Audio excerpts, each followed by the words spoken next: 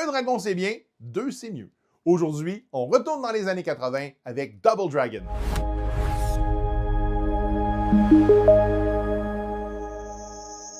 Karate Kid, Bloodsport, Big Trouble in Little China, les Tortues Ninja, les années 80, ça pue les arts martiaux. Alors évidemment, l'industrie du jeu vidéo passe pas à côté. En 1987, Yoshihisa Kishimoto est un programmeur de jeux vidéo au passé trouble. Pendant ses jeunes années, Kishimoto était ce qu'on appelle au Japon un furio, un jeune délinquant qui participe à des bagarres de rue sur une base quotidienne. Il s'est d'ailleurs fait flusher par sa blonde à l'époque à cause de ça. Devenu adulte et développeur de jeux vidéo, il canalise toute sa rage et ses souvenirs dans ses jeux. Après quelques jeux de combat au Japon, il travaille sur un jeu qui se passe dans un New York post-apocalyptique. Sorti à l'arcade en 1987, Double Dragon révolutionne le genre. L'histoire est plutôt simple. Marianne se fait frapper au ventre et kidnappée par les Black Warriors. Ses deux amis, Billy et Jimmy Lee, partent la sauver. On pose pas de jugement ici, là, mais selon les versions, c'est les amis de Marianne ou leur chum. Elle sort avec deux frères en même temps.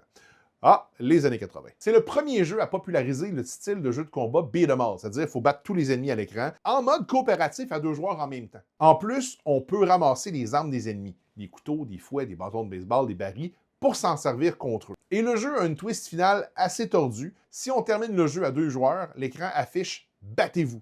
Les deux frères doivent s'entretuer pour savoir qui va repartir avec Marianne. C'est un peu tordu comme histoire, mais ça reste un coup de génie marketing qui forçait les joueurs à cracher le cash. Dans les premiers jeux de bagarre de l'époque, comme Kung Fu Master, les personnages pouvaient juste avancer sur une ligne droite, de gauche à droite, un peu à la Super Mario Bros. Kishimoto et son équipe ont décidé de casser ce code-là en implémentant une perspective en fausse 3D, une vue isométrique. Pour la première fois, le joueur pouvait non seulement aller de gauche à droite, mais aussi monter et descendre dans l'écran pour éviter les coups ou contourner les ennemis. Ça a demandé un travail de programmation épouvantable pour l'époque, parce qu'il fallait que les masques de collision, les zones où les coups fonctionnent, que ça s'adapte à la profondeur de l'image. Une autre révolution de développement, ça a été la gestion des objets. L'équipe voulait que le monde au complet soit interactif. Quand on ramasse une arme dans le jeu, techniquement, les armes n'étaient pas rattachées au graphisme des personnages. C'était des graphiques indépendants posés au sol. Les programmeurs ont écrit un code qui faisait en sorte que si le personnage fait sa commande de coup de poing par-dessus les coordonnées d'un objet, l'objet disparaît du sol et on modifie l'animation du bras du héros. En gros, le jeu commence à animer un personnage comme s'il y avait une arme, mais pas d'arme, et on peut remplacer le vide au bout de sa main par l'arme qu'on veut. Ce système-là a ouvert la voie à l'interactivité dans tous les jeux d'action futurs. Le jeu est un succès massif dans les mangeuses de monnaie. Technos Japan décide de porter le jeu sur la NES, mais au malheur, à cause des limitations de la console, Technos est incapable de coder deux joueurs à l'écran. Même si on garde le nom de Double Dragon, dans les faits, ça va être plutôt Solo Dragon featuring Billy Lee.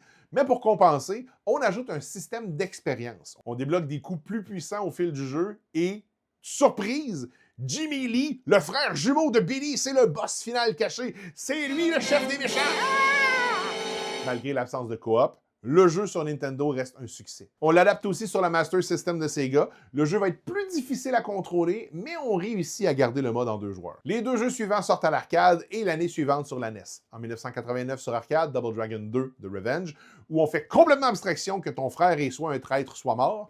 Les Black Warriors se vengent en assassinant froidement Marianne.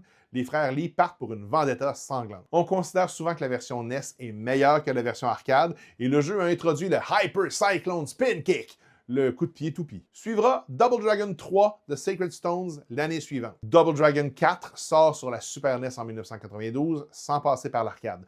Plus lent, ultra technique et surtout un développement précipité, et ça paraît. Enfin, Double Dragon 5 The Shadow Falls sort en 1994 sur la Super NES et la Genesis Mega Drive. Ça ressemble plus à Street Fighter 2 que Double Dragon et c'est un flop. Le style de jeu à la Double Dragon s'essouffle et la franchise a de la difficulté au point où Tecmos Japan déclare faillite en 1996, mais aura quand même laissé le très bizarre mais amusant crossover Battletoads Double Dragon sur la NES, Super NES, Game Boy et Genesis Mega Drive. Yoshihisa Kishimoto nous a quittés le 2 avril 2026 à l'âge de 64 ans. Mais son héritage est éternel. Chaque fois que vous jouez en coop avec un ami, vous devez un peu de respect aux frères Lee, même si leur vie amoureuse entre eux, c'est assez compliqué. Si vous avez appris quelque chose, aimez et partagez. Puis, vous aimeriez que je vous parle de quelle franchise de jeux vidéo prochainement?